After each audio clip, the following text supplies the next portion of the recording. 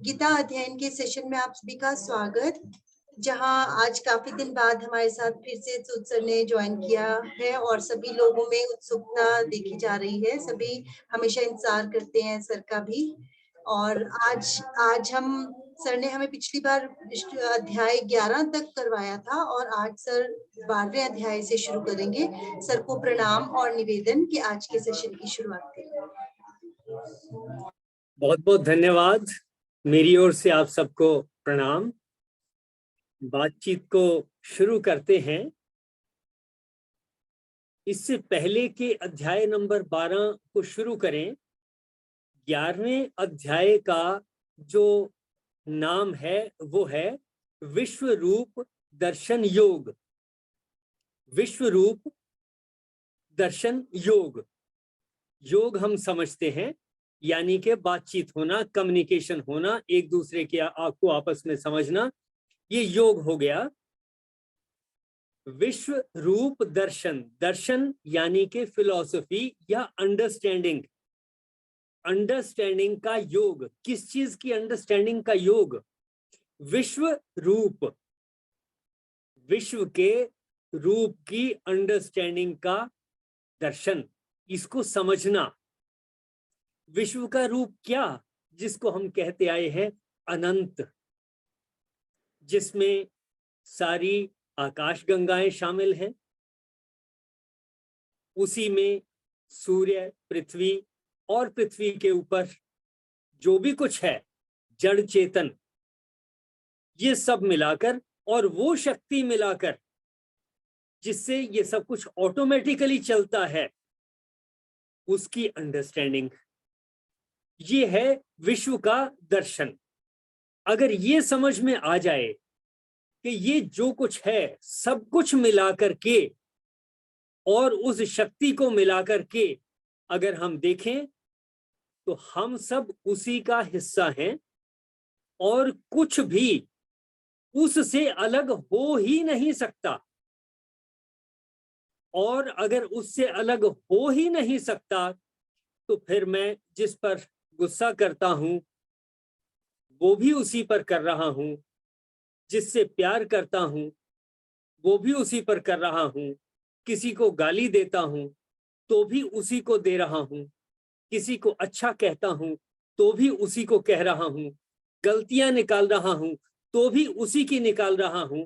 अगर ये बात समझ में आ जाए कि मैं जिसका हिस्सा हूं, अगर मैं अच्छा कहता हूं तो उसी को कहता हूं, बुरा कहता हूं तो उसी को कहता हूं, और मेरी क्या ताकत कि मैं जिसका हिस्सा हूं उसी अनंत को मैं कहूं उसमें ये अच्छा ये बुरा, ये मेरे पसंद का ये नापसंद का, ये मित्र और ये शत्रु।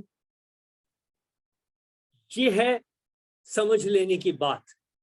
अगर ये समझ में आ जाए कि ये सब अनंत कुल मिलाकर के ही परमात्मा का स्वरूप है, विश्व का दर्शन है, विश्व का रूप यही है, तो फिर मित्र खत्म हो जाएंगे, शत्रु खत्म हो जाएंगे, सब मित्र ही नजर आएंगे। गलत ठीक की बात खत्म हो जाएगी। गलत भी उसी का हिस्सा है, ठीक भी उसी का हिस्सा है। इतनी बात अगर हमारी समझ में आती है तो फिर मैंने प्राप्त किसको करना है? प्राप्त करने के लिए कुछ बचा नहीं। मैं जिसका हिस्सा हूं उसको मैंने क्या प्राप्त करना?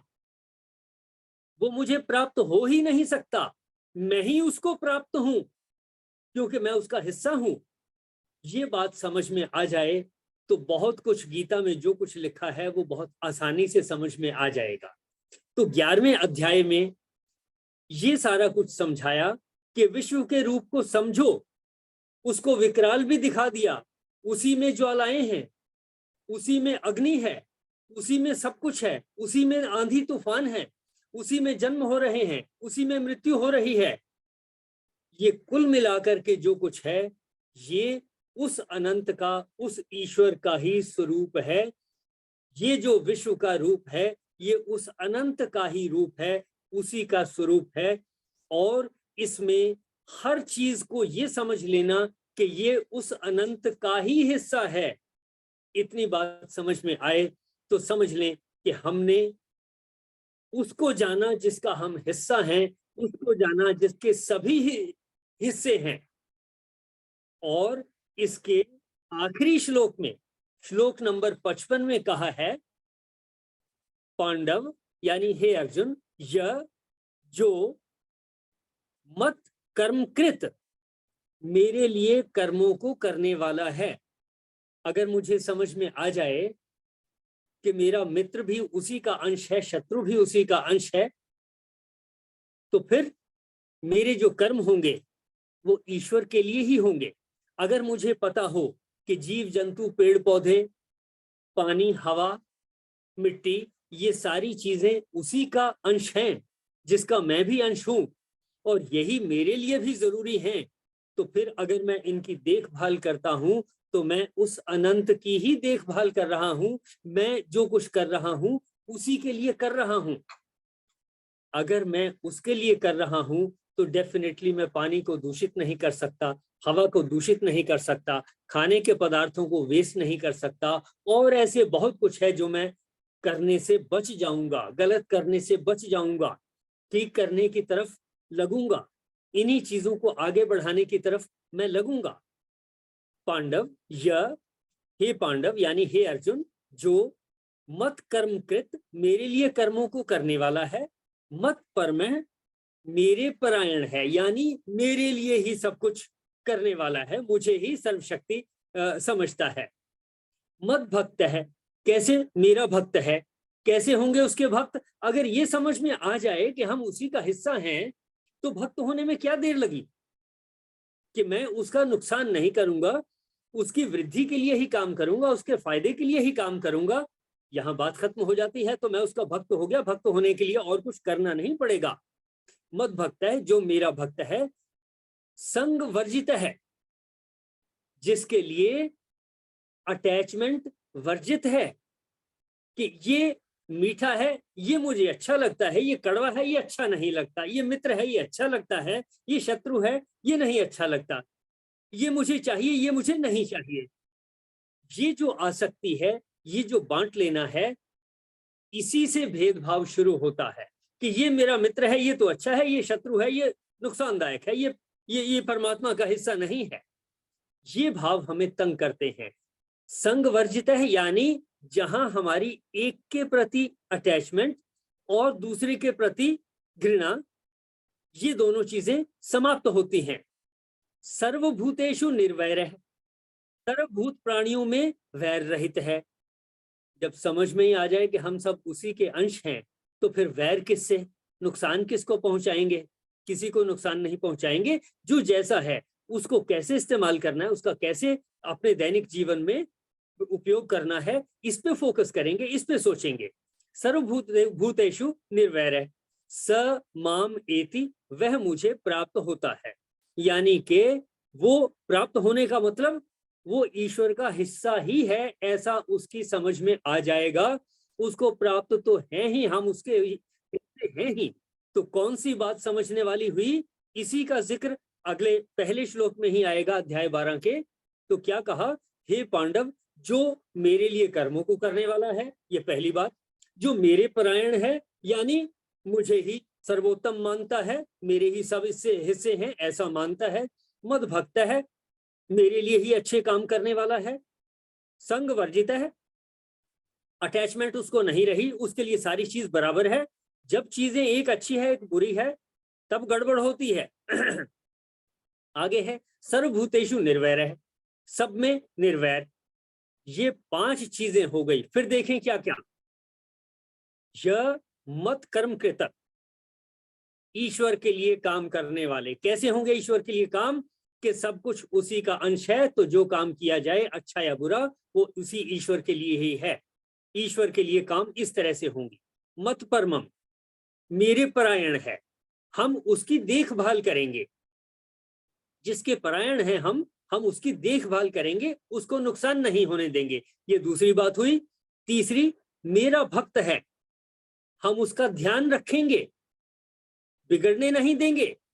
मिलती जुलती बातें हैं, मत परायण और मेरा भक्त होना, दोनों में कोई बहुत बड़ा फर्क नहीं है। तो तीसरी बात ये हो गई भक्त वाली। तीसरा, संग वर्जित है, कोई चीज अच्छी है, कोई माड़ी है, कोई खराब है, इससे अपने मन को, अपनी सोच को बचा लेना।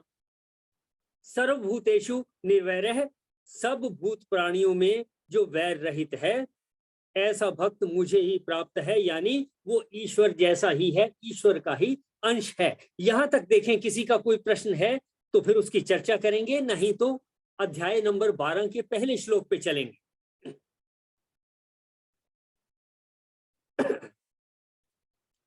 चलिए 12 नंबर अध्याय पे चलते हैं। पहला श्लोक है, ये भक्ता, जो भक्त को जैसा भी आप समझ लें, यानी जिसमें वैर नहीं है, अच्छा ही समझता है, मित्र भाव है, एक दूसरे के प्रति शत्रुता खत्म हो जाती है, निर्वैर हो गए, ऐसा व्यक्ति भक्त ही कहा जाएगा।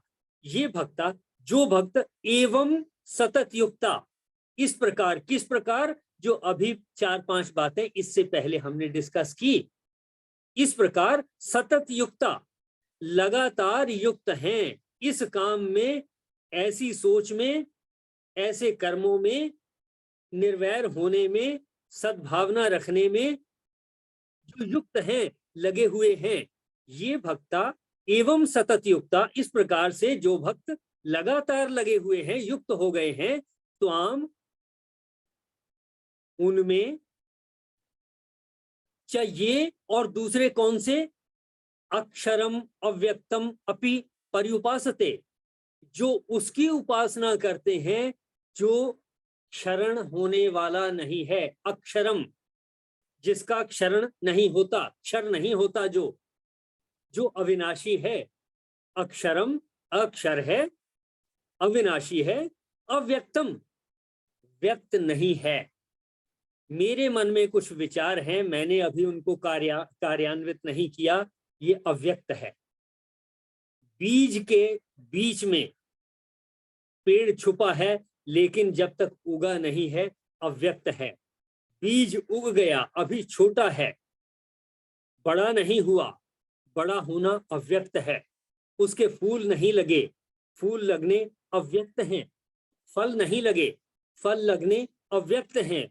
बीज में इतना अव्यक्त है। इसी तरह से इस पूरे यूनिवर्स में बहुत कुछ है जो अव्यक्त है।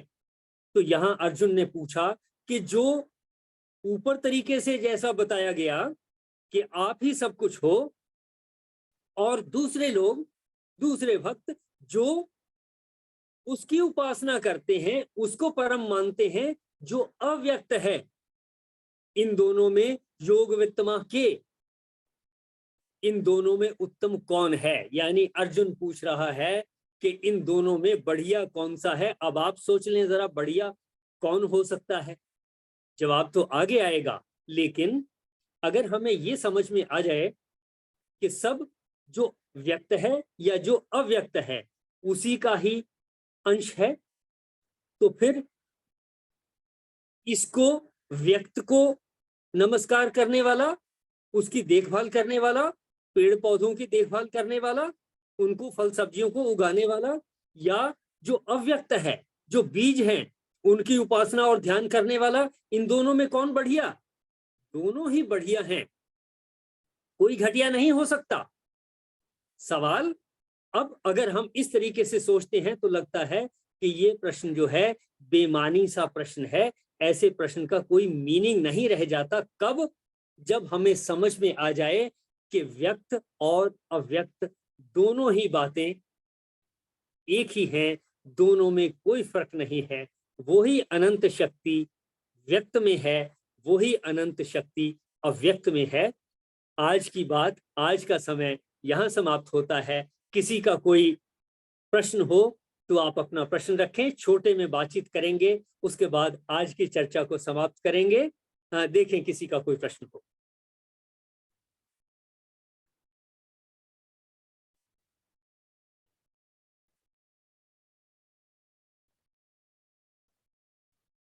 हाँ जी आशु जी।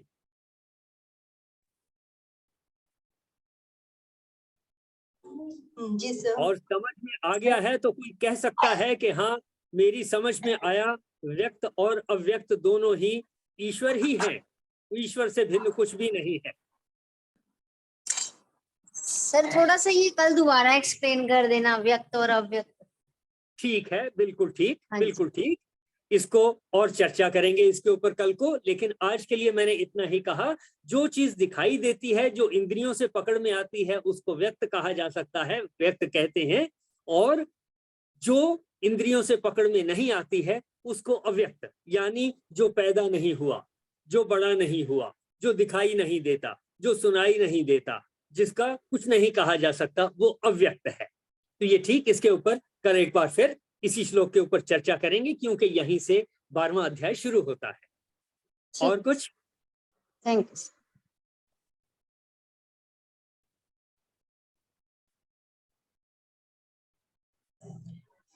किसी और का कोई प्रश्न हो या कुछ बताना चाहें, क्योंकि ये चैप्टर वो है जो भगवत गीता में सबसे पहले तक शुरू करवाया जाता है। दीदी ने भी हमें सबसे पहले यही 12वां अध्याय समझाया था। यदि किसी को कोई संशय हो या फिर कुछ कहना चाहे तो जरूर अपनी बात रख सकते हैं।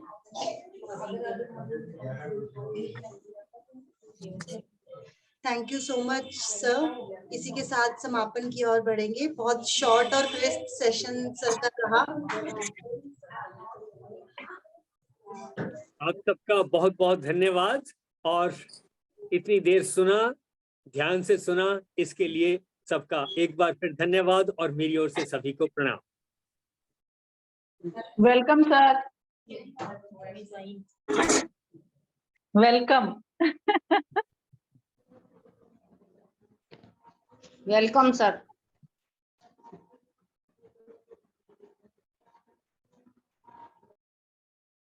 चलिए, सभी की ओर से सूद सर का बहुत बहुत धन्यवाद, और आशा करते हैं कि आगे भी जब भी उन्हें मौका मिलेगा ऐसे ही समय समय पर आकर हमें अपने ज्ञान से लाभान्वित करते रहेंगे। Thank you so much sir. Thank you. बहुत बहुत धन्यवाद। आशु, राणा जी नहीं आए? हाँ जी, इसके बाद राणा सर का सेशन रहेगा। अच्छा, हाँ जी, कृपया बने रहिए। Thank you so much sir. कल दोबारा से इसी टाइम पे, कल सबसे अनुरोध की प्लीज 6 बजे ज्वाइन कर लिया करें, क्योंकि